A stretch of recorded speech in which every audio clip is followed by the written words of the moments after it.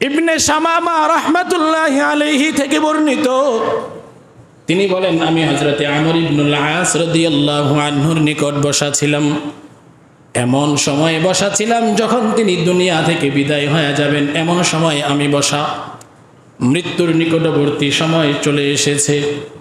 হযরতে আমর ইবনুল আস রাদিয়াল্লাহু আনহু তিনি ইবনে শামামাকে তার ইসলাম গ্রহণের ঘটনা শুনাইতেছেন আর বলতেছেন, আমার ভিতরে যখন ইসলামের প্রতি আগ্রহ তৈরি হলো, আমি যখন চাইলাম ইসলাম গ্রহণ করব, ইসলামের ছায়া তলে আসব, আমি হযরতে রাসূলুল্লাহ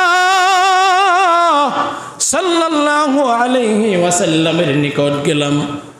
আল্লাহর নবীকে বললাম আমি ইসলাম গ্রহণ করতে চাই।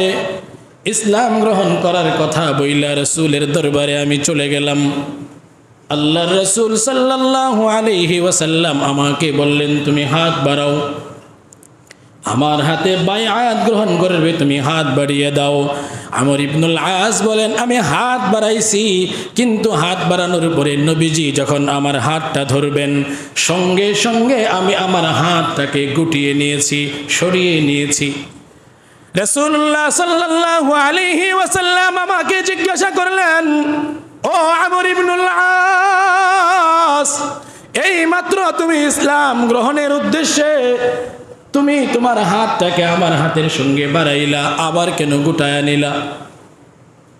আমর ইবনুল আস বলেন, ইয়া রাসূলুল্লাহ, ইয়া হাবিবাল্লাহ, আমি ইসলাম গ্রহণ করব, তবে আমার একটা শর্ত আছে। কি শর্ত? বলে, আমার শর্ত হলো আমি ইসলাম গ্রহণ করব, আল্লাহ যেন আমার জিন্দেগির সমস্ত গুনাহ খাতা মাফ করে দেয়, এই শর্তে আমি ইসলাম গ্রহণ করব।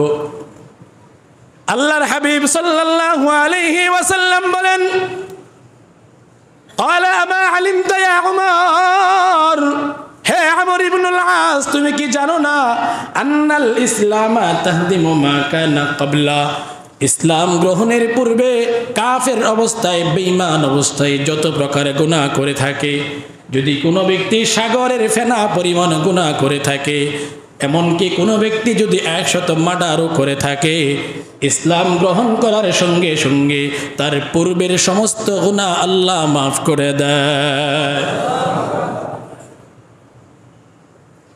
ওয়া আন্নাল হিজরাতা তাহদিমু মা কানা ক্বাবলাহা,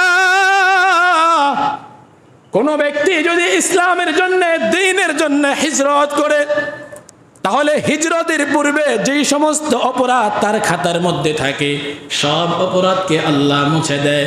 ওয়া আন্নাল হাজ্জা ইয়াহদিমু মা কানা ক্বাবলা, আর যেই ব্যক্তি হজ করলো, হজ করার আগে তার জীবনের যেই সমস্ত গুনাহ ছিল, ওই সমস্ত গুনাহকে আল্লাহ তাআলা সমস্ত গুনাহকে মাফ করে দেয়।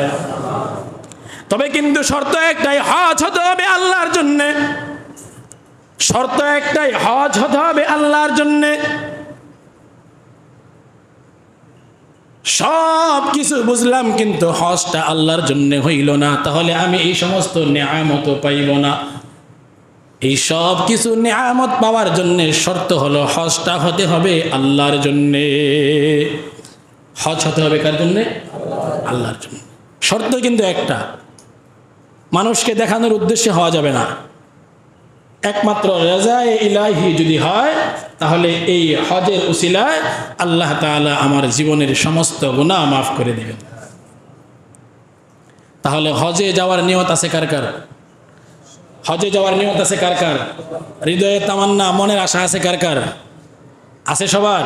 আল্লাহ আমাদেরকে হজের জন্য কবুল আর মঞ্জুর করেন, বলেন আমিন।